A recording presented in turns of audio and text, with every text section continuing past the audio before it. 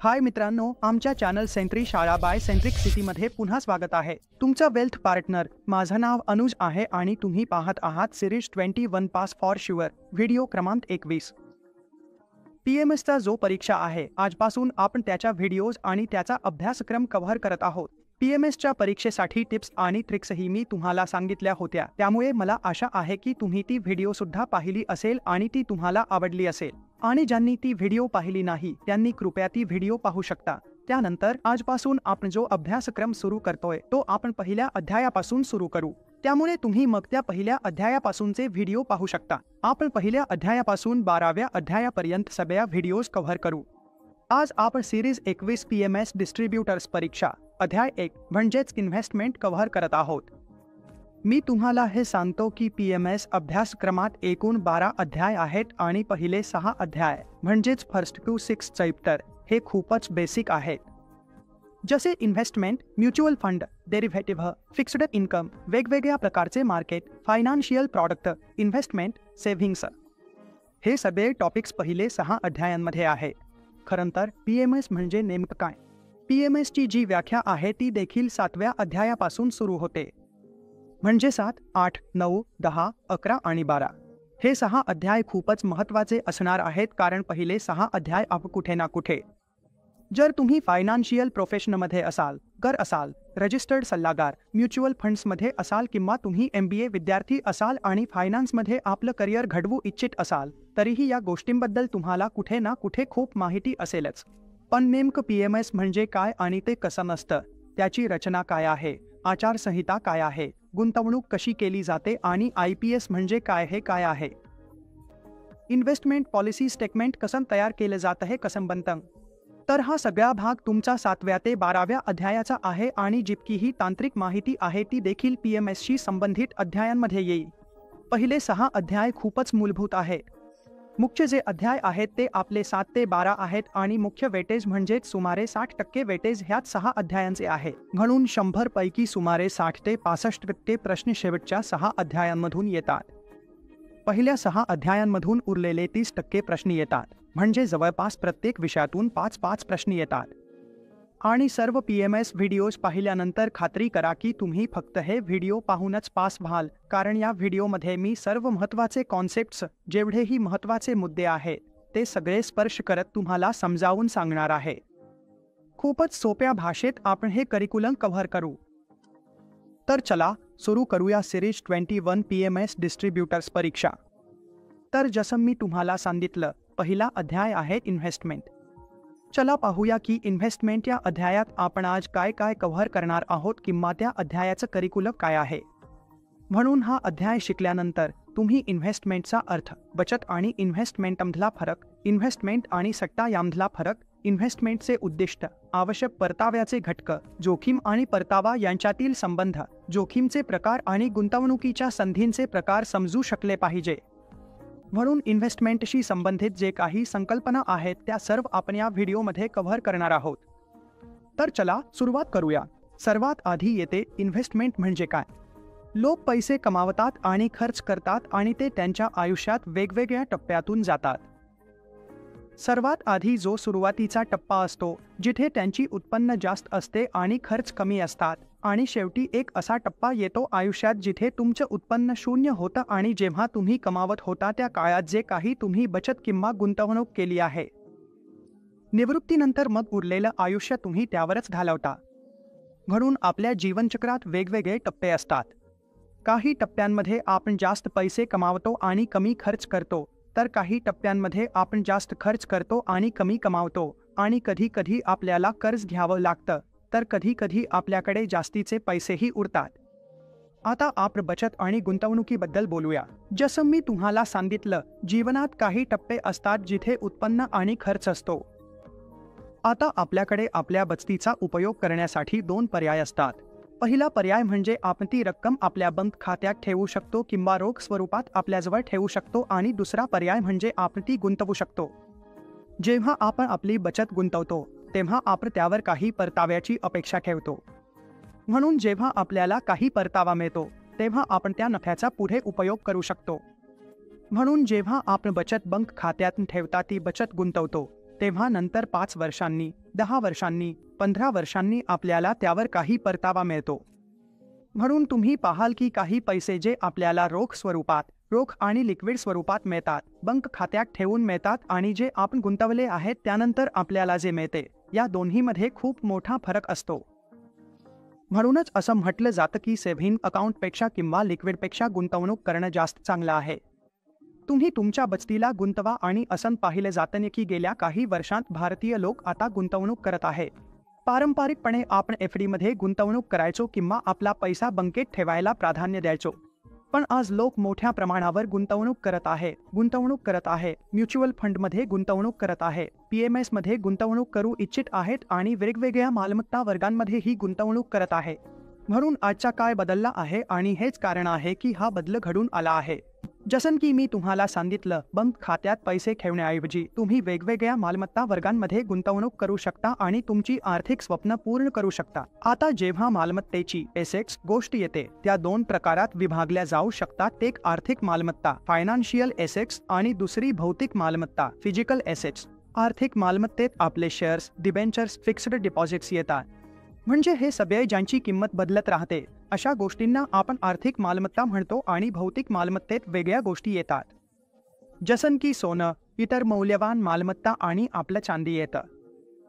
यात base metals देखील येतात जसं झिंक, तांबे, शिसं, अल्युमिनियम. म्हणून हे सगळं तुमचं भौतिक मालमत्ता आहे आणि रिअल इस्टेट देखील.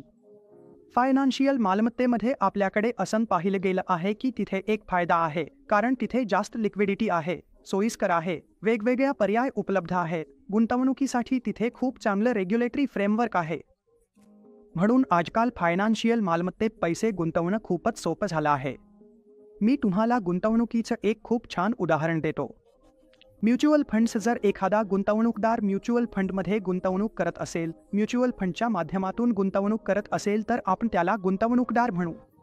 आणि दुसरा एक व्यक्ती किंवा गुंतवणूकदार जो इंट्राडे ट्रेडिंग करत आहे, जो शेअर मार्केटमध्ये प्रत्यक्ष ट्रेडिंग करत आहे. उदाहरणार्थ, ज्याने फक्त 1 लाख रुपये ट्रेडिंग अकाउंटमध्ये टाकले आहेत आणि त्यानंतर त्याच्या विरोधात 2 पट, 3 पट, 4 पट, 5 पट अशी लिमिट घेतली आहे. म्हणजे 1 लाख रुपये टाकून तो 5 लाखांची मार्जिन ट्रेडिंग करत आहे. तर तुम्ही स्वतः विचार करा, त्याला होणारा तोटा किती मोठा असेल. एक उदाहरणाच्या माध्यमातून मी तुम्हाला समजावण्याचा प्रयत्न करतो. हे उदाहरण मी सट्टेबाजीचं, स्पेक्युलेशनचं देतो आहे. 1 लाख रुपये आज तुम्ही तुमचे डीमॅट अकाउंट उघडलं आणि त्यात 1 लाख रुपये टाकले. 1 लाख रुपये टाकून बहुतेक सर्व ब्रोकर्स तुम्हाला त्या रकमेच्या बदल्यात एक लिमिट देतात, म्हणजेच मार्जिन किंवा तुम्ही त्याला कर्ज, लोन म्हणू शकता. ते कर्ज तुम्ही वापरू शकता. इंट्राडे ट्रेडिंगसाठी तुम्ही ते वापरू शकता. तुम्ही 1 लाख रुपये टाकले आणि जर तुम्हाला 5 लाखांची लिमिट मिळाली, म्हणजेच तुम्ही 5 लाख रुपयांचे शेअर्स घेतले आणि हे सगळे जनरली इंट्राडेसाठी मार्जिन ट्रेडिंगमध्ये होतं. आणि जर तुम्ही 1 लाख रुपये टाकून 5 लाखांचे शेअर्स घेतले आणि तो स्टॉक 10% खाली आला, इंट्राडेमध्ये तुमचं किती नुकसान झालं, तुम्ही ते कॅल्क्युलेट करू शकता का? मी तुम्हाला 2 सेकंद देतो ते कॅल्क्युलेट करण्यासाठी. म्हणून नेमकं तुमचं जे नुकसान होईल ते 5 लाखांच्या व्हॅल्यूवर होईल. 5 लाखाचं 10% म्हणजेच 50,000. तर 50,000 तुमचं पूर्णपणे साफ होईल. पण तुम्ही गुंतवणूक तर फक्त 1 लाख केली होती, त्यामुळे शेवटी एका दिवसात तुमचं 50% भांडवल साफ झालं. पण जर एखादा म्युच्युअल फंड गुंतवणूकदार असेल आणि त्याच्या पोर्टफोलिओमध्ये उदाहरणार्थ एका दिवसात मोठी घसरण आली तरीही, मग जर 10% ही घसरण झाली तर जो गुंतवणूकदार आहे त्याला फक्त 10%चाच फरक पडेल, कारण 1 लाखातून 10% गेले म्हणजे अजूनही 90% शिल्लक आहे आणि कदाचित 1-2 दिवसांत ते पुन्हा रिकव्हर होऊ शकतं. पण तिथे इतका मोठा तोटा झालेला असतो की रिकव्हरीची शक्यता देखील खूपच कमी असते. म्हणूनच गुंतवणूक वेगळी ठेवा आणि आपला सट्टा पूर्णपणे वेगळा आहे.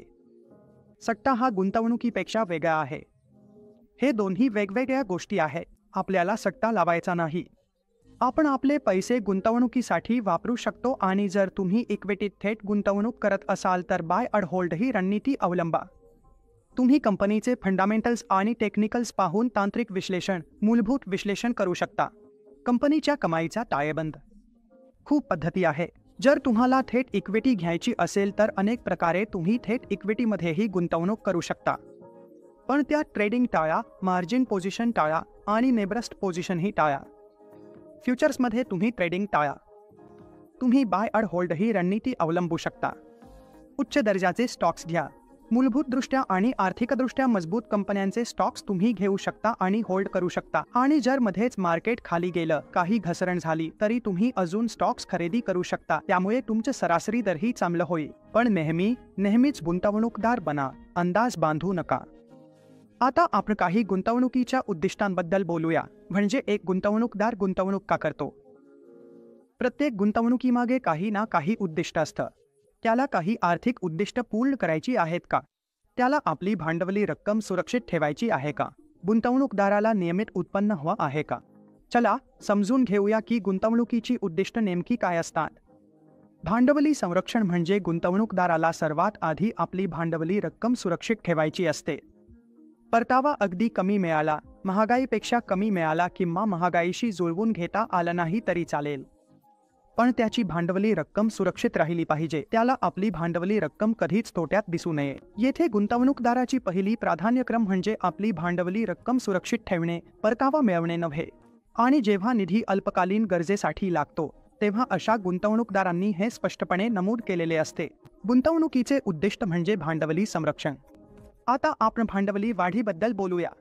भांडवली वाढ हे त्या गुंतवणूकदारांचे गुंतवणूक उद्दिष्ट असू शकते जे आपल्या पोर्टफोलिओमध्ये वाढ पाहू इच्छितात आणि दीर्घ कालावधीसाठी गुंतवणूक करतात, जे आपला पोर्टफोलिओ वाढताना पाहू इच्छितात. जे लोक इच्छितात की त्यांना एक ठराविक परतावा मिळावा किंवा 10 वर्षांनंतर, 20 वर्षांनंतर, 10, 15, 20 वर्षांनंतर त्यांना एक मोठी रक्कम मिळावी. आपल्या भविष्यातील आर्थिक उद्दिष्टे पूर्ण करण्यासाठी आपल्याकडे एक मोठा निधी तयार व्हावा. म्हणून या प्रकारचा गुंतवणूकदार हा भांडवल वाढवण्याची इच्छा ठेवतो. त्याने जितकी गुंतवणूक केली आहे त्यापेक्षा जास्त परतावा मिळावा अशी त्याची अपेक्षा असते. आता आपण चालू उत्पन्नाकडे येऊया. गुंतवणुकीचे उद्दिष्ट म्हणून चालू उत्पन्न. सामान्यतः निवृत्त लोकांचे गुंतवणुकीचे उद्दिष्ट हे असते. त्यांनी कुठेतरी गुंतवलेल्या भांडवलातून काही उत्पन्न मिळवले पाहिजे. त्यातून त्यांना दरमहा उत्पन्न मिळाले पाहिजे. लाभांशाच्या स्वरूपात असो किंवा व्याजाच्या स्वरूपात असो किंवा भाडेपट्टा असो, काहीही असो, परंतु त्यांना त्यातून सतत उत्पन्न मिळत राहिले पाहिजे. या प्रकारच्या गुंतवणूकदारांचे गुंतवणूक उद्दिष्ट उत्पन्न मिळवणे हे असेल. म्हणजेच चालू उत्पन्न हेच त्यांचे गुंतवणुकीचे मुख्य उद्दिष्ट आहे. आता आपण रिस्क प्रीमियमबद्दल बोलूया. पहा, एखादी व्यक्ती रिस्क फ्री मालमत्तेत पैसे गुंतवून एक ठराविक परतावा मिळवू शकते. उदाहरणार्थ, तो सरकारी बॉण्ड्स घेऊ शकतो, भारत सरकारचे जीसेक घेऊ शकतो, तो सरकारी सिक्युरिटी घेऊ शकतो जी 7% किंवा 7.5% दराने मिळते, ज्याला रिस्क फ्री रेट देखील म्हणतात. पण जेव्हा आपण इक्विटी या मालमत्तेच्या वर्गात गुंतवणूक करतो तेव्हा आपण तिथे एक धोका घेत आहोत. आपल्याला भविष्यात मिळणाऱ्या पेमेंट्स बद्दल खात्री नाही. म्हणून या प्रकरणात आपण घेतलेला हा धोका, याला आपण रिस्क प्रीमियम म्हणू. म्हणजेच नामात्र रिस्क फ्री रेटवर जो अतिरिक्त घटक असतो त्याला रिस्क प्रीमियम म्हणतात. जर एखादा गुंतवणूकदार जास्त धोका घेत असेल तर त्याला जास्त परतावा देऊन त्याची भरपाई केली पाहिजे. गुंतवणूकदार असे अपेक्षित करतात की जर त्यांनी धोका घेतला असेल तर त्यांचा रिस्क प्रीमियम देखील जास्त असावा. आता आपण वेगवेगळ्या प्रकारच्या जोखमींबद्दल बोलूया. वेगवेगळ्या प्रकारच्या जोखमींमध्ये काही विशिष्ट जोखमी येतात. चला समजून घेऊया की त्या कोणत्या जोखमी आहेत ज्या आपल्यावर परिणाम करतात. एक गुंतवणूकदार. सर्वात आधी येतो व्यावसायिक जोखीम.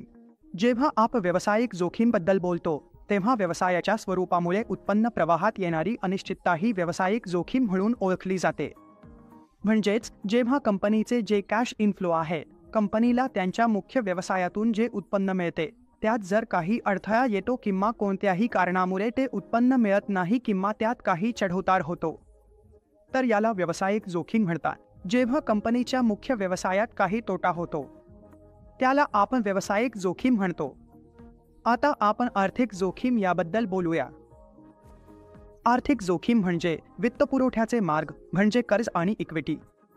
कंपनी आपल्या मालमत्तेला कोणत्या प्रकारे वित्तपुरवठा करते हे पाहिले जाते. 2 गोष्टी आहेत, कर्जाच्या माध्यमातून आणि इक्विटीच्या माध्यमातून.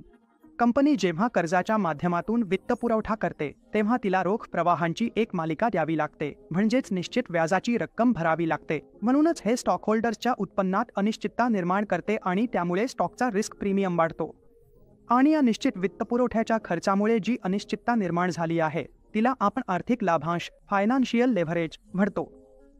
चला आता आपण लिक्विडिटी रिस्क समजून घेऊया। तरलता म्हणजे तुम्ही तुमची गुंतवणूक किती सहजपणे रोखीत रूपांतरित करू शकता। तुम्ही केलेली गुंतवणूक किती सहजपणे तुम्ही रोख रकमेतील रूपांतरित करता येते, हेच लिक्विडिटी आहे। उदाहरणार्थ म्युच्युअल फंड्स, ते अत्यंत लिक्विड असतात। तुम्ही इक्विटी म्युच्युअल फंडमध्ये गुंतवणूक केली असल्यास T+2 दिवशी तुम्हाला रिडेम्पशन मिळते आणि डेट म्युच्युअल फंडमध्ये T+1 दिवशी रिडेम्पशन मिळते, म्हणून ते अत्यंत लिक्विड असतात। पण जेव्हा रिअल इस्टेट किंवा मालमत्तेचा विचार येतो, तेथे मालमत्ता विकताना तुम्हाला थोडी अडचण येऊ शकते। शेअर मार्केट, इक्विटी मार्केट देखील पुन्हा एकदा खूप लिक्विड आहे। डेट मार्केट देखील खूप लिक्विड आहे, म्हणून जेव्हा आपण लिक्विडिटी बद्दल बोलतो तेव्हा आपल्या डोक्यात एक पर्याय येतो, तो म्हणजे रोख रक्कम। आपण किती सहजपणे त्या गुंतवणुकीला रोख रकमेतील रूपांतर करू शकतो। आणि जर कोणत्याही कारणामुळे आपण ती गुंतवणूक रोख रकमेतील रूपांतर करू शकत नसू, तर तिथे लिक्विडिटी रिस्क असते। आता आपण एक्सचेंज रेट रिस्क बद्दल बोलूया। जेव्हा एखादा विदेशी गुंतवणूकदार किंवा विदेशी पोर्टफोलिओ गुंतवणूकदार भारतीय म्युच्युअल फंडमध्ये गुंतवणूक करतात, भारतीय इक्विटीतही गुंतवणूक करतात, तेव्हा त्यांना त्यांच्या गुंतवणुकीची रक्कम भारतीय रुपयांमध्ये मिळते आणि जेव्हा भारतीय रुपया मूल्यवृद्धी होतो तेव्हा रिडेम्पशनच्या वेळी असे होऊ शकते। जेव्हा ते पैसे परत करतात, पैसे काढतात आणि भारतीय रुपयाचे मूल्य वाढते, तेव्हा त्यांना प्रत्यक्षात तेवढे मूल्य मिळणार नाही किंवा त्याहूनही जास्त मिळू शकते जर भारतीय रुपया घसरला असेल। म्हणून हा धोका विदेशी पोर्टफोलिओ गुंतवणूकदारांसाठी असतो। पुढे आहे राजकीय धोका। राजकीय धोका तेव्हा येतो जेव्हा कुठलाही मोठा राजकीय घडामोड घडते, कोणत्याही अर्थव्यवस्थेत, कोणत्याही देशात, जसं की 2014 मध्ये घडलं। NDA सरकार आली आणि बाजाराला ते खूपच आवडलं, त्यामुळे बाजारात उत्साह आला आणि निर्देशांकाने खूप चांगला परतावा दिला। 8,000 ची निफ्टी 12,000च्या पातळीला पोहोचली आणि त्याशिवाय मिडकॅपनेही खूप चांगली कामगिरी केली होती। म्हणून जेव्हा कुठलाही राजकीय घटना बाजाराच्या अपेक्षेनुसार घडते तेव्हा बाजारात उत्साह दिसतो, पण जर बाजाराला वाटत असेल की ती घटना घडू नये आणि ती घडली, तर बाजार तिथून अस्थिर होऊ शकते आणि घसरूही शकते। आता आपण रिस्क आणि रिटर्नमधील नात्याबद्दल बोलूया। जोखीम आणि परतावा यांच्यातील संबंध काय आहे ते एका आलेखाद्वारे समजून घेऊया। जास्त रिस्क, जास्त रिटर्न, कमी रिस्क, कमी रिटर्न। हे सगळं नेमकं काय आहे? चला मी या टेबलच्या माध्यमातून तुम्हाला समजावण्याचा प्रयत्न करतो। तुमच्या समोर ही टेबल आहे रिस्क आणि रिटर्न रेटमधील नातं दाखवणारी। आता डाव्या बाजूला तुमचा रिटर्न आहे आणि उजव्या बाजूला तुमचा रिस्क आहे। आता पहा, जसजसा तुमचा रिस्क वाढतोय तसतसा तुमचा रिटर्नही वाढत जातोय। म्हणूनच म्हणतात जास्त रिस्क, जास्त रिटर्न, कमी रिस्क आणि कमी रिटर्न। जेव्हा तुम्ही रिस्क फ्री एसेटमध्ये पैसे गुंतवता तेव्हा तुम्ही 6-7% जे काही आहे ते कमावता। पण जेव्हा तुम्ही हाय रिस्क इन्व्हेस्टमेंट किंवा इक्विटी इन्व्हेस्टमेंटकडे जाता तेव्हा तुम्हाला एक रिस्क प्रीमियम लागतो। जसं की मी तुम्हाला सांगितलं तसं तुम्ही जितका जास्त रिस्क घ्याल तितक्या तुमच्या रिटर्न वाढण्याच्या शक्यता देखील वाढत जातील। म्हणजे असं म्हणायचं आहे की तुम्ही रिस्क घेता रिस्क फ्री रिटर्न मिळवू शकता आणि त्याच्यावर थोडा रिस्क घेऊन जर तुम्ही डेट फंड्समध्ये गुंतवणूक केली तर कदाचित तुम्हाला डबल डिजिट रिटर्न मिळू शकतो। पण जर तुम्ही थोडा जास्त रिस्क घेऊ शकत असाल, इक्विटी या ॲसेट क्लासमध्ये जेव्हा तुम्ही जाता तेव्हा तिथे रिस्क असतो, तुमचं भांडवल खालीही जाऊ शकतं, पण तुम्हाला तितकाच रिटर्नही मिळू शकतो आणि कदाचित त्याहूनही जास्त। जेव्हा तुम्ही डेरिव्हेटिव्हज वापरता, लिव्हरेजड पोझिशन्स घेता, मार्जिन ट्रेडिंग करता, तेव्हा तुमचं संपूर्ण भांडवल धोक्यात असतं, पण तितक्याच वेगाने तुमचे पैसे वाढण्याची शक्यता देखील जास्त असते। म्हणून साधी थिअरी आहे, जितका जास्त रिस्क घ्याल तितका जास्त रिटर्न मिळेल। पण जास्त रिस्कसोबत समस्या हीच आहे की तुमचं संपूर्ण भांडवलही पूर्णपणे नष्ट होऊ शकतं। रिस्क आणि रिटर्न यांचं नातं आपण समजून घेतलं आहे।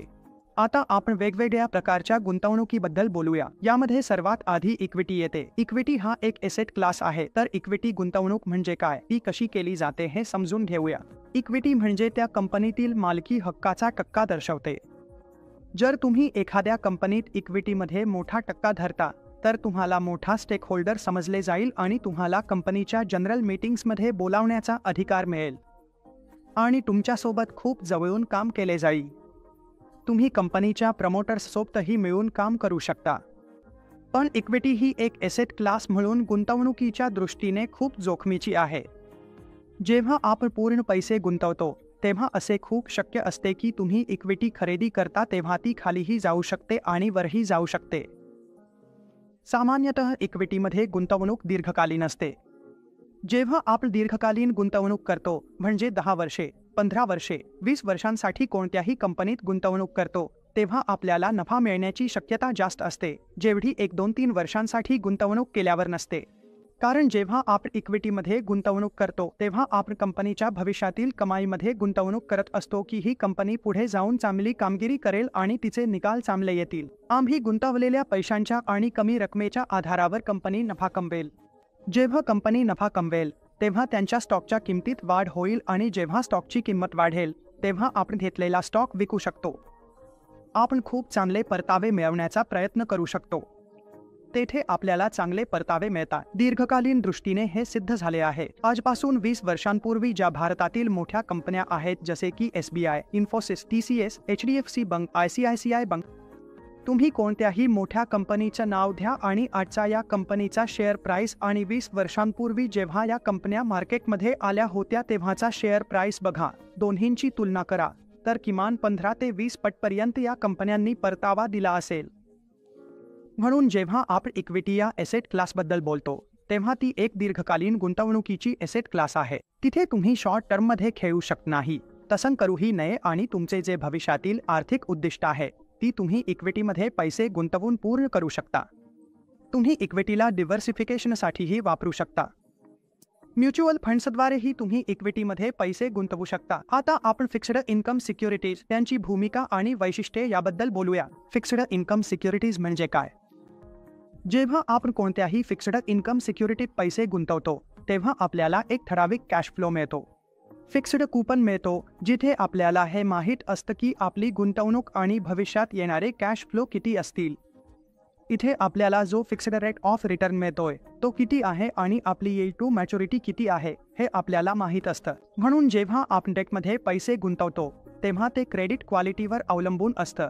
तसेच आपल्याला मिळणारे इन्कम, कॅश फ्लो, कॅपिटल आणि प्रिन्सिपल पेमेंट्स परत मिळतील की नाही हे देखील त्यावर अवलंबून असतं. ज्याने पैसे घेतले आहे त्याची क्रेडिट क्वालिटी महत्त्वाची असते. यामध्ये एक रेटिंग एजन्सी आहे क्रिसिल, जिने हे सर्व आपल्यासाठी डिफाईन केलं आहे. त्यांनी काही स्लॅब्स तयार केले आहे ज्यामधून आपण पाहू शकतो की एखाद्या बोरोवरची क्रेडिट क्वालिटी काय आहे. त्यात सर्वात वरती AAA येतो. AAAला सर्वात सुरक्षित मानलं जातं, म्हणजेच तिथे डिफॉल्ट होण्याची शक्यता फारच कमी असते जेव्हा व्याज आणि मूळ रक्कम परत देण्याचा प्रश्न येतो. त्यामुळे AAAला अत्यंत सुरक्षित मानलं जातं. फिक्स्ड इन्कममध्ये जिथे सरकारी सिक्युरिटीज येतात तिथे हे अत्यंत सुरक्षित साधन मानलं जातं. यामध्ये भारत सरकारच्या सिक्युरिटीज येतात, भारत सरकारचे बॉन्ड्स येतात आणि काही मोठ्या कंपन्यांच्या कर्जालाही AAA मानलं जातं. याच्यानंतर आपण खाली जातो आणि जेव्हा D पर्यंत पोहोचतो म्हणजेच D ही डिफॉल्ट श्रेणी आहे. एक तक्त्याच्या माध्यमातून मी तुम्हाला समजावतो. चला समजून घेऊया. पहा, या तक्त्याच्या माध्यमातून आपण समजून घेऊया की क्रिसिलचे AAA म्हणजेच सर्वात जास्त सुरक्षितता असलेली साधने. ज्यांनाही रेटिंग मिळते त्यांना सर्वाधिक सुरक्षित मानले जाते. आर्थिक जबाबदाऱ्या पूर्ण करण्याच्या बाबतीत AAA मध्ये सर्वात कमी क्रेडिट जोखीम असते. त्याच्यानंतर क्रिसिल AA मध्ये उच्च सुरक्षितता येते. मग क्रिसिल सुरक्षिततेचा पुरस्कार करत आहे तरीही या साधनांमध्ये क्रेडिट जोखीम कमी असते. येथे थोडासा क्रेडिट रिस्क येतो. हेच गोष्ट बोलतो. क्रिसिल क्रिसिल BBB येईल. यामध्ये मध्यम सुरक्षितता राहील आणि क्रिसिल BB मध्ये पुन्हा रिस्कच्या श्रेणीमध्ये येणे सुरू होईल. म्हणून BBच्या खाली मध्यम जोखीम आहे, खूपच हलकी जोखीम आहे. क्रिसिल B मध्ये उच्च जोखीम, क्रिसिल C मध्ये अतिशय उच्च जोखीम आणि क्रिसिल D म्हणजे डिफॉल्ट. म्हणून ही सगळी श्रेणी क्रिसिलने तयार केली आहे, जी एक बॉन्ड किंवा फिक्स्ड इन्कम इन्स्ट्रुमेंटची सामान्य श्रेणी आहे. ते या श्रेणीत ठेवले जाते आणि जसजसे आपण D कडे जातो म्हणजेच कमी क्रेडिट गुणवत्तेकडे जातो तसतसे आपल्याला जास्त उत्पन्न मिळते आणि त्याला जंक बॉन्ड म्हणतात. तेथे जास्त यील्ड मिळते. त्याला हाय यील्डिंग डेट म्हणतात कारण एखादी कंपनी जी AAA आहे आणि जी आपल्याला उदाहरणार्थ 10% परतावा देत आहे.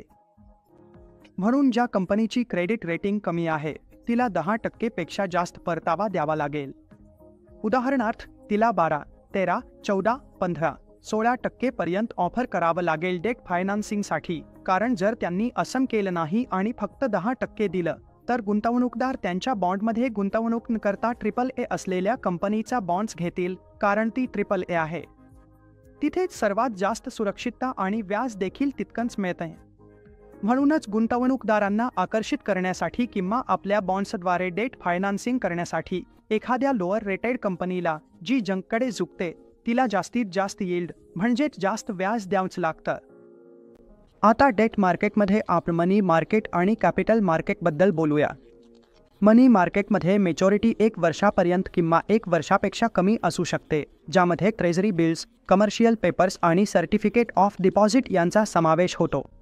जेव्हा एखादा कमर्शियल डिपॉझिट किंवा कमर्शियल पेपर्स 1 वर्ष किंवा त्यापेक्षा कमी कालावधीसाठी मॅच्युरिटीचे असतात, तेव्हा आपण त्यांना मनी मार्केटमध्ये ठेवतो. कमर्शियल ऑफ डिपॉझिट हे बँकांकडून जारी केले जातात आणि कमर्शियल पेपर्स हे कॉर्पोरेट्सकडून जारी केले जातात.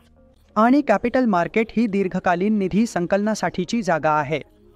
जेव्हा आपण दीर्घकालीन निधींबद्दल बोलतो तेव्हा आपण कॅपिटल मार्केटकडे जातो, जिथे बाँड्स ट्रेड होतात. दीर्घकालीन बाँड्स ट्रेड होतात 4 वर्षे, 2 वर्षे, 3 वर्षे, 4 वर्षे, 5 वर्षे.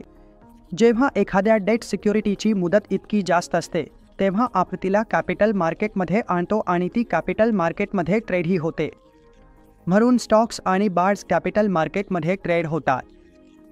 कारण कॅपिटल मार्केटमधील गुंतवणुकीचा कालावधी 1 वर्षापेक्षा जास्त असतो, त्यामुळे कॅश फ्लोवरही परिणाम होऊ शकतो. म्हणूनच जो गुंतवणूकदार हा जोखीम घेतो त्याला आपण टर्म प्रीमियम म्हणतो. आता आपण कमोडिटीजबद्दल बोलूया. पहा, कमोडिटीज अनेक प्रकारच्या असतात. सर्वात आधी त्यात येतात मौल्यवान धातू. मौल्यवान धातूंमध्ये आपल्याकडे सोनं आणि चांदी येतात. तुम्ही फिजिकल सोनं घरी ठेवू शकता आणि जर तुम्ही सोनं गुंतवणुकीच्या दृष्टीने पाहिलं तर त्यात गुंतवणूकही करू शकता. सोनं तुम्ही तुमच्या डीमॅटमध्येही घेऊ शकता. मल्टी कमोडिटी एक्सचेंजवर सोनं आणि चांदी दोन्ही ट्रेड होतात, पण हे थोडे लिव्हरेज्ड कॉन्ट्रॅक्ट्स आहे, त्यामुळे यात ट्रेडिंग करणं थोडंच टाळावं. पण तुम्ही यात लहान प्रमाणातही सोनं घेऊ शकता. 1 ग्रॅमचं सोनंही तुम्ही MCX वर खरेदी करू शकता. आणि बेस मेटल्स येतात त्यानंतर झिंक, कॉपर, लेड, अल्युमिनियम, अगदी क्रूड ऑइलसुद्धा. तुम्ही यातही पैसे गुंतवू शकता आणि तुमचा परतावा मिळवू शकता. आणि जेव्हा मी बोलतो, जर मी तुम्हाला सांगितलं की ॲग्री कमोडिटीजही एक्सचेंजवर लिस्ट आहे. NCDEX national commodity derivative exchange limited. इथे सॉफ्ट कमोडिटीज जसं की मका, गहू, सोयाबीन तेल आणि साखर हे सगळंही तिथे लिस्ट आहे. इथे एक अतिशय महत्त्वाचा मुद्दा मी तुम्हाला सांगू इच्छितो की इथे जे प्रेशियस मेटल्स आहे म्हणजेच सोनं आणि चांदी, त्यांचे भाव हे आंतरराष्ट्रीय मागणी आणि पुरवठ्यावर अवलंबून असतात. म्हणजे आंतरराष्ट्रीय स्तरावर जे सोन्याचे भाव आहे तिथली मागणी आणि पुरवठा, ज्या दिवशी आंतरराष्ट्रीय बाजारात मागणी जास्त असेल तेव्हा भारतातही सोन्याचा भाव अचानक वाढू शकतो. आणि जेव्हा मोठे मोठे संस्थात्मक गुंतवणूकदार जसे की आंतरराष्ट्रीय नाणेनिधी IMF जर सोन्यात विक्री करायला येतात तर त्या दिवशी सोन्याचा भाव खाली जाऊ शकतो. म्हणून सोन्यातील जी काही चढउतार आहे, सोनं हे खरंच एक आंतरराष्ट्रीय मालमत्ता वर्ग आहे. म्हणून जेव्हा आपण सोन्याच्या किमती कशा ठरतात याबद्दल बोलतो ते आंतरराष्ट्रीय स्तरावर ठरतात. रिअल इस्टेट हा जगातील सर्वात मोठा मालमत्ता वर्ग आहे. सर्वात जास्त पैसा रिअल इस्टेटमध्ये गुंतवला जातो. काय तुम्हाला राहण्यासाठी घर घ्यायचं असेल किंवा गुंतवणुकीसाठी एखाद्या रिअल इस्टेट प्रोजेक्टमध्ये गुंतवणूक करायची असेल? जेव्हा आपण गुंतवणूक करतो, आज भारतीयांची रिअल इस्टेटमध्ये खूप मोठी गुंतवणूक आहे. ही गुंतवणूक खूपच मोठी असते. रिअल इस्टेटमध्ये गुंतवणूक करण्यासाठी आपल्याला एक मोठा हिस्सा लागतो. पण असं पाहिलं गेलं आहे की दीर्घकालीन काळात रिअल इस्टेटने आपल्याला खूप चांगले परतावेही दिले आहेत.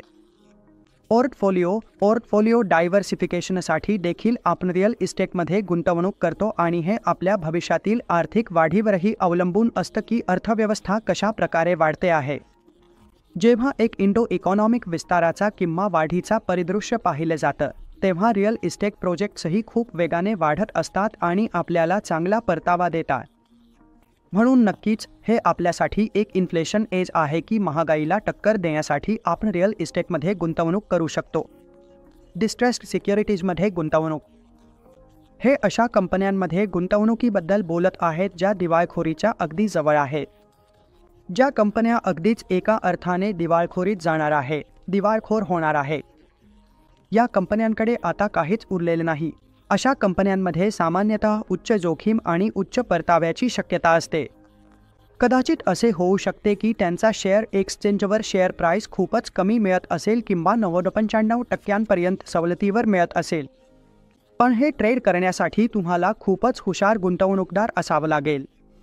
जितकी जास्त यात जोखीम आहे तितकाच जास्त परताव्याचा संधी देखील असू शकतो जेव्हा कंपनीला काही प्रोजेक्ट मिळतील किंवा कंपनीची कमाई सुधारेल. पण डिस्ट्रेस्ड इन्व्हेस्टमेंट्समध्ये खूप मोठी जोखीम असते. या सिक्युरिटीजना फॉलन एंजेल्स असंही म्हटले जातं. आता आपण गुंतवणूक करण्याचे मार्ग कोणते आहेत, कोणकोणते चॅनेल्स आहेत ज्याद्वारे आपण गुंतवणूक करू शकतो याबद्दल बोलूया. सर्वात आधी येतो डायरेक्ट.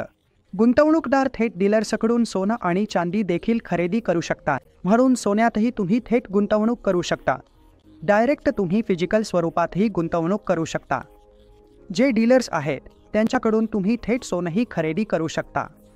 आणि फायनान्शियल सिक्युरिटीजच्या बाबतीत काही फी बेस्ड ब्रोकर्स असतात जे काही फी घेतात आणि तुम्ही त्यांच्यामार्फत फायनान्शियल सिक्युरिटीज देखील घेऊ शकता, ज्यांना आपण ब्रोकर्स, डिपॉझिटर्स आणि फायनान्शियल ॲडव्हायझर्स म्हणून ओळखतो. आता रजिस्टर्ड इन्व्हेस्टमेंट ॲडव्हायझर काय करतो?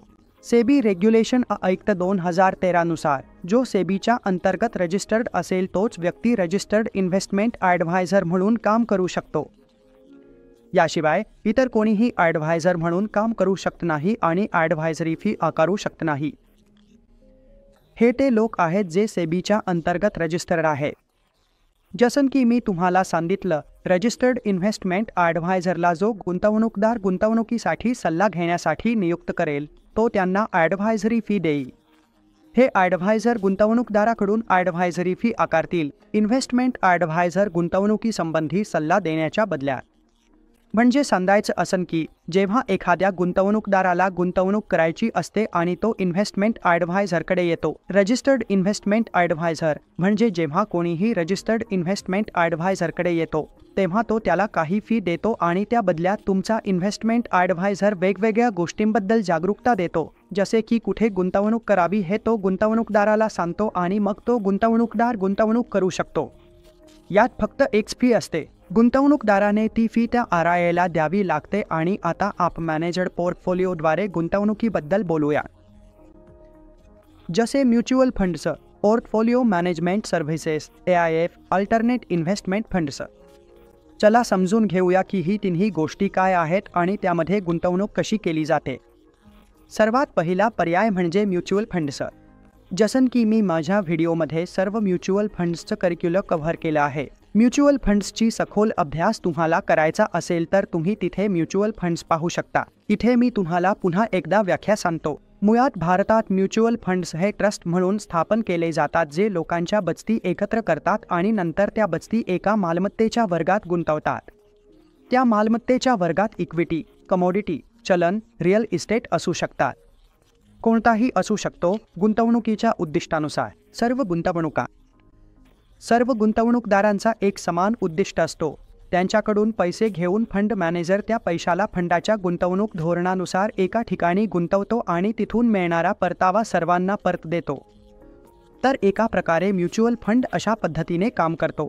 एका इक्विटी म्युच्युअल फंडमध्ये कदाचित तुमचे 40 ते 50 शेअर्स असू शकतात. फंड मॅनेजरच्या निर्णयानुसार कोणत्या शेअरमध्ये किती टक्के गुंतवणूक करायची हे फंड मॅनेजर ठरवतो आणि तुमची केलेली कोणतीही गुंतवणूक त्या सर्व शेअर्समध्ये डायव्हर्सिफाय होते.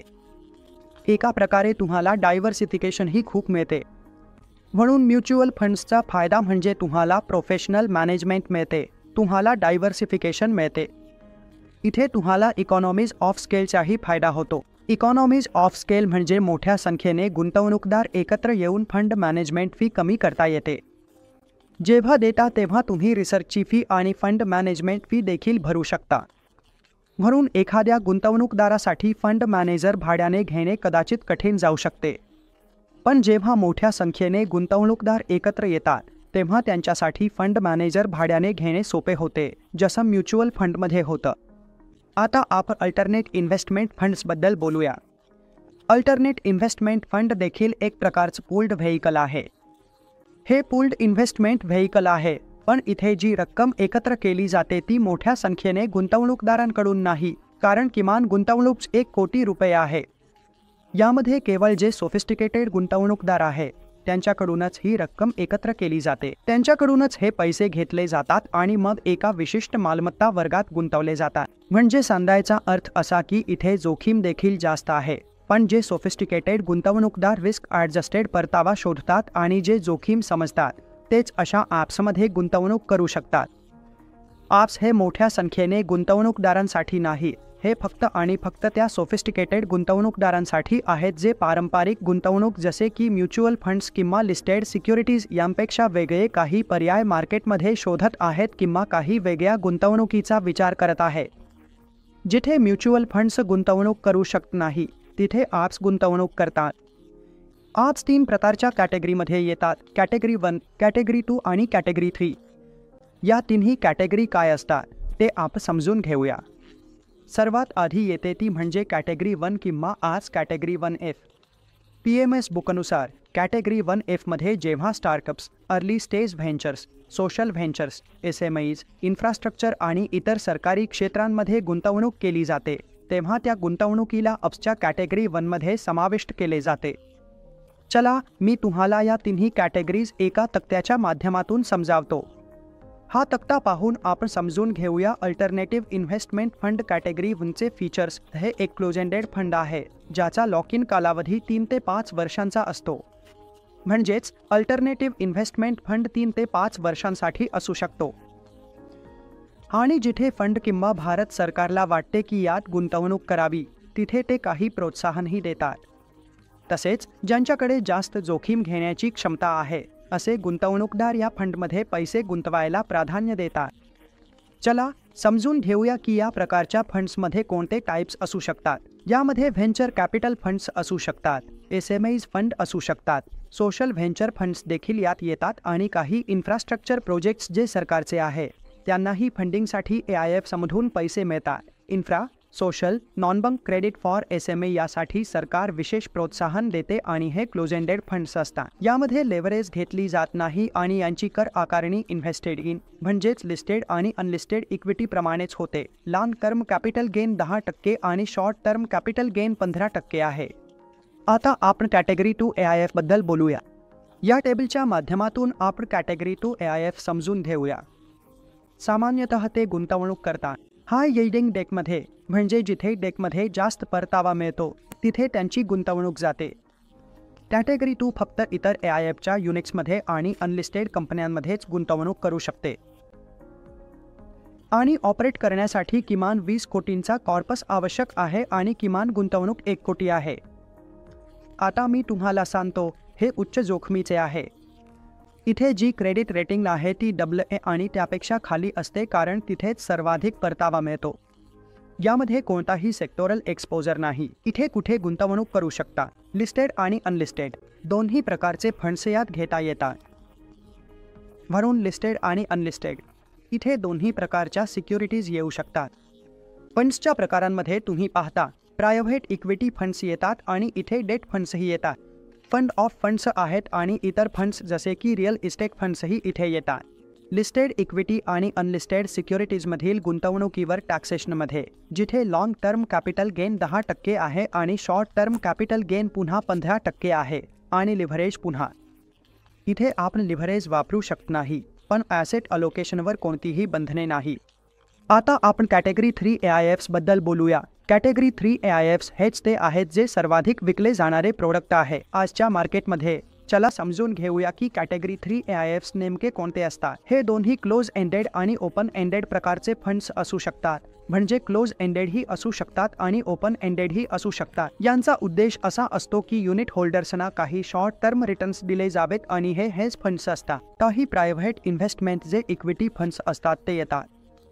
काही लॉंग ओनली इक्विटी फंड्स असतात, काही लॉंग शॉर्ट इक्विटी फंड्स असतात. लॉंग इक्विटी फंड्स मुख्यत्वे असे असतात जिथे fund manager buy and hold ही स्ट्रॅटेजी वापरतात.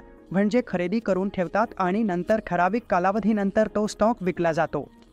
तो स्टॉक लिस्टेड असो किंवा अनलिस्टेड त्यातून नफा कमावला जातो. लॉंग शॉर्टमध्ये फंड मॅनेजर लॉंग पोर्टफोलिओ तयार करतात आणि जेव्हा त्यांना वाटतं की मार्केट आता खूप महाग झाली आहे तेव्हा आपला पोर्टफोलिओ हेज करण्यासाठी ते डेरिव्हेटिव्हज वापरू शकतात आणि डेरिव्हेटिव्हजमध्ये ते ऑप्शन्सही वापरू शकतात. कॉल ऑप्शन, पुट ऑप्शन ज्यांच्या माध्यमातून ते तुमचं पोर्टफोलिओ हेज करू शकतात. म्हणजे जसं की निफ्टी खूप वर आली आहे, मार्केटचे लेव्हल्स वर गेले आहे, खूप वर आहे आणि जर फंड मॅनेजरला असं वाटत असेल की इथून मार्केटमध्ये करेक्शन येऊ शकतं, तर त्यांनी जो रिटर्न मिळवला आहे तो वाचवण्यासाठी तिथे आपलं संपूर्ण पोर्टफोलिओ किंवा काही पोर्टफोलिओ डेरिव्हेटिव्हच्या माध्यमातून हेज करू शकतात. ते शॉर्ट पोझिशन घेऊ शकतात. त्यामुळे काय होईल किंवा जे डेरिव्हेटिव्ह पोझिशन घेतले आहे त्यातून जे शॉर्ट पोझिशन्स तयार केले आहे, तर जेव्हा मार्केट खाली येईल तेव्हा त्या पोर्टफोलिओमध्ये तुम्हाला नफा होईल. त्यामुळे शेवटी गुंतवणूकदाराचा रिटर्न जास्तीत जास्त वाढेल. ही गोष्ट म्युच्युअल फंडमध्ये शक्य नाही. म्हणूनच ही गोष्ट अल्टरनेटिव्ह इन्व्हेस्टमेंट फंडमध्ये केली जाते. म्हणूनच मोठे गुंतवणूकदार जे रिस्क समजतात, जे या गोष्टी समजतात आणि ही गुंतवणूक कशी करायची हे जाणतात, तेच मध्ये येतात. म्हणूनच long only equity fund, short only equity fund हे निकष आहे. फंड्स जे लिक्विड लिस्टेड इक्विटीमध्ये पैसे गुंतवतात ते अनलिस्टेडमध्येही गुंतवणूक करतात. फंड्स डेरिव्हेटिव्हजमध्येही गुंतवणूक करतात, जसं मी तुम्हाला सांगितलं, आणि लिव्हरेज देखील असू शकते. टॅक्सेशन पुन्हा LTCG 10% आणि शॉर्ट टर्म कॅपिटल गेन 15% आहे. तर हे होते AIFs म्हणजेच अल्टरनेट इन्व्हेस्टमेंट फंड्स. आता आपण पोर्टफोलिओ मॅनेजमेंट सर्व्हिसेसबद्दल बोलू, ज्यावर आपण हा व्हिडिओ बनवत आहोत. पोर्टफोलिओ मॅनेजमेंट सर्व्हिसेस ही एक कॉर्पोरेट संस्था आहे जी सेबी रेग्युलेशन्स ॲक्ट अंतर्गत पोर्टफोलिओ मॅनेजमेंट सर्व्हिसेससाठी नोंदणीकृत असते. ती संस्था तुमचे पैसे घेते. किमान 50 लाखांची गुंतवणूक आवश्यक असते आणि ते पैसे गुंतवून तुमचे पोर्टफोलिओ व्यवस्थापित करते. म्हणून या सेवेत किमान गुंतवणूक 50 लाख रुपये आहे आणि भारतात 2 प्रकारच्या पोर्टफोलिओ मॅनेजमेंट सर्व्हिसेस चालवल्या जातात. पहिला प्रकार डिस्क्रिशनरी आहे आणि दुसरा नॉन डिस्क्रिशनरी. डिस्क्रिशनरीमध्ये फंड मॅनेजर ठरवतो की काय खरेदी करायचं, केव्हा करायचं, आणि नॉन डिस्क्रिशनरी पोर्टफोलिओमध्ये गुंतवणूकदार सांगतो की केव्हा खरेदी करायचं आणि कसं करायचं. पण बहुतांश पैसा हा डिस्क्रिशनरी पोर्टफोलिओमध्येच येतो, कारण हे जे इन्व्हेस्टर्स आहेत हे देखील एका अर्थाने मोठे गुंतवणूकदार आहे जे किमान 50 लाख रुपये गुंतवत आहेत. हे देखील फंड मॅनेजरच्या तज्ज्ञतेच्या माध्यमातून गुंतवणूक करतात आणि त्यांना वाटतं की इथे त्यांना चांगला रिस्क ॲडजस्टेड रिटर्न मिळेल. आणि जे पारंपरिक गुंतवणूक पर्याय आहे जसे की म्युच्युअल फंड्स, त्यापेक्षा इथे थोडं जास्त रिटर्न मिळवता येईल. म्हणून फंड मॅनेजर इथे तुमच्यासाठी थोडं अधिक सक्रियपणे काम करत आहे. असं होऊ शकतं की एखाद्या फंडमध्ये 20 ते 25 स्टॉक्स घेतले जातील आणि सगळं लक्ष फंड मॅनेजर्स त्या स्टॉक्सवर खूपच खोल संशोधन करून एक पोर्टफोलिओ मॅनेजर तुमच्यासाठी स्टॉक्स निवडतो आणि त्यानंतर आपला पोर्टफोलिओ संकुचित करतो. म्हणून पुन्हा पोर्टफोलिओ मॅनेजमेंट सर्व्हिसेस या मुख्यत्वे उच्च दर्जाच्या गुंतवणूकदारांसाठी असतात. पण हे नियमन केलेलं मार्केट आहे आणि पुढे जेव्हा मी तुम्हाला हे अध्याय समजावून सांगेन तेव्हा तुम्हाला अजून स्पष्ट होईल की पोर्टफोलिओ मॅनेजमेंट सर्व्हिसेस म्हणजे काय. हे या अध्यायाबद्दल होतं. याचे प्रश्न समजून घेऊया. प्रश्न: जर भविष्यातील पेमेंटबद्दल अनिश्चितता असेल तर गुंतवणूकदाराला आवश्यक असलेली परताव्याची दर, रिक्वायर्ड रेट ऑफ रिटर्न, नाममात्र परताव्याच्या दरापेक्षा नॉमिनल रेट ऑफ रिटर्न कशी असेल?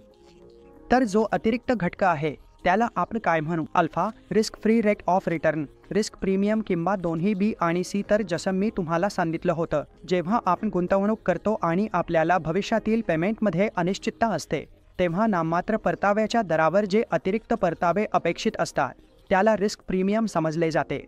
म्हणून उत्तर आहे सी, रिस्क प्रीमियम. आता पाहूया प्रश्न क्रमांक 2. गुंतवणुकीची भविष्यकालीन किंमत कोणत्या गोष्टींवर अवलंबून असते? वेळेचा कालावधी, परताव्याचा दर, दोन्ही ए आणि बी किंवा वरीलपैकी काहीच नाही. जसं आपण पाहिलं आहे, जेव्हा आपण कोणत्याही गुंतवणुकीची भविष्यकालीन किंमत काढतो तेव्हा त्यासाठी आपल्याला वेळेचा कालावधी आणि परताव्याचा दर दोन्ही लागतात. म्हणजेच जर आजच्या दिवशी मी 1 लाख रुपयांची भविष्यकालीन किंमत काढायची असेल तर त्यासाठी मला हे पाहावं लागेल, माझ्या पैशांना किती काळ ठेवायचं आहे किंवा केव्हा ते काढायचं आहे आणि कोणत्या परताव्याच्या दराने काढायचं आहे हे ठरवावं लागतं. तेव्हाच मला भविष्यकालीन किंमत मिळू शकते. म्हणून उत्तर आहे दोन्ही, ए आणि बी. प्रश्न क्रमांक 3. डॅश म्हणजे कंपनीमधील मालकी दर्शवते जी तिच्या धारकांना नफ्यात सहभागी होण्याचा आणि कंपनीच्या व्यवहारांवर मतदानाचा अधिकार देते. तर आपण हे खूप छानपणे शिकलो. याचं उत्तर आहे इक्विटी शेअर्स. याचे पर्याय होते bonds, commercial papers, equity shares, all of the above. म्हणून फक्त इक्विटीमध्येच आपल्याला मालकी मिळते. कंपनीमध्ये बॉन्ड्समध्येही मालकी मिळत नाही. रिअल आणि कमर्शियल पेपर्समध्येही आपल्याला मालकी मिळत नाही. प्रश्न क्रमांक 4. खालीलपैकी स्पेक्युलेशनबद्दल कोणते विधान चुकीचे आहे? स्पेक्युलेशनसाठी यापैकी कोणते विधान चुकीचे आहे? चला समजून घेऊया. ए. ही गुंतवणूक आहे जी कोणतीही महत्त्वपूर्ण विश्लेषण किंवा विचार करता केली जाते. स्पेक्युलेशन हे काही तर्कांवर आधारित असते, पण त्याला पुरावा नसतो. नफा हा स्पेक्युलेशनमधील सर्वात मोठा उद्देश असतो आणि स्पेक्युलेशन नेहमीच जास्त परतावा देते. म्हणून उर्वरित 3 म्हणजेच पहिले ए, बी आणि सी ही तिन्ही विधाने खरी आहेत. पण स्पेक्युलेशन नेहमीच जास्त परतावा देते हे पूर्णपणे चुकीचे विधान आहे. असं नाही की तुम्ही स्पेक्युलेट केल्यानंतर हमखास जास्तीत जास्त परतावा मिळेलच. म्हणून डी उत्तर आहे, स्पेक्युलेशन नेहमीच जास्त परतावा देते हे चुकीचे आहे. लिक्विडिटी म्हणजे काय? पहिलं विधान दिलं आहे, लिक्विडिटी म्हणजे अशी गोष्ट जी आपण सहजपणे रोख रकमेतील रूपात बदलू शकतो. दुसरं, एखाद्या मालमत्तेची जवळपास संपूर्ण आर्थिक किंमत सोडवण्याची शक्यता. तर पहिला पर्याय असा आहे की आपण मालमत्तेच्या कोणत्या प्रकाराला आणि कशा पद्धतीने रोख रकमेतील रूपात रूपांतरित करू शकतो, आणि दुसरा पर्यायही पुन्हा त्याच गोष्टीचं वर्णन करतो. पण दुसऱ्या पद्धतीने सांगितलं आहे, मालमत्तेची जवळपास संपूर्ण आर्थिक किंमत सोडवण्याची शक्यता. म्हणून जेव्हा आपण कोणत्याही अर्थव्यवस्थेतील किंवा कोणत्याही मालमत्ता वर्गाची संपूर्ण आर्थिक किंमत सोडवतो, तेव्हा ती शक्यता देखील एका अर्थाने लिक्विडिटी रिस्कमध्ये येते. तर याचे उत्तर असेल पर्याय सी, ए आणि बी. तर मित्रांनो, हे होते पहिल्या प्रकरणातील डेक ऑन. व्हिडिओमध्ये राहिल्याबद्दल खूप धन्यवाद. आणि ह्याच पद्धतीने आपण संपूर्ण अभ्यासक्रमही कव्हर करू. पोर्टफोलिओ मॅनेजमेंट सर्व्हिसेसचा हा परीक्षा आहे आणि मी तुम्हाला जितके मुद्दे सांगणार आहे तेवढेच तुमची परीक्षा पास होण्यासाठी पुरेसे असतील. पण तुम्ही व्हिडिओ अगदी लक्षपूर्वक पहा, प्रत्येक गोष्ट नीट समजून घ्या. जे प्रश्न मी सोडवत आहे ते, आणि जेव्हा आपण संपूर्ण अभ्यासक्रम कव्हर करू त्यानंतर मी तुम्हाला अजून बरेच प्रश्न आणि खूप प्रश्न सोडवून दाखवेन, तसेच केस स्टडीही शिकवेन. म्हणून ह्याच पद्धतीने तुमचा संपूर्ण अभ्यासक्रम कव्हर होईल आणि तुम्ही तुमची PMSची परीक्षा पास करू शकता. आणि आमच्या इतर व्हिडिओज पाहण्यासाठी तुम्ही आमच्या चॅनलच्या प्लेलिस्टवर जाऊ शकता. आणि अजूनपर्यंत जर तुम्ही आमचा चॅनल सबस्क्राईब केला नसेल तर कृपया आमचा सेंट्री शाळा चॅनल सबस्क्राईब करा. आणि जर तुम्हाला हा व्हिडिओ आवडला असेल तर कृपया हा व्हिडिओ लाईक आणि शेअर करा. मी तुमचे मनापासून आभार मानू इच्छितो. तुमच्या मदतीबद्दल आणि सहकार्याबद्दल मी खूप खूप आभारी आहे. तुम्ही केलेल्या प्रत्येक गोष्टीसाठी, तुमच्या अमूल्य योगदानासाठी आणि माझ्यावर दाखवलेल्या विश्वासासाठी मी तुमचा खूप खूप ऋणी आहे. तुमच्या पाठिंब्यामुळे मला खूप मदत झाली आहे आणि मी खरोखरच तुमचे आभार मानतो.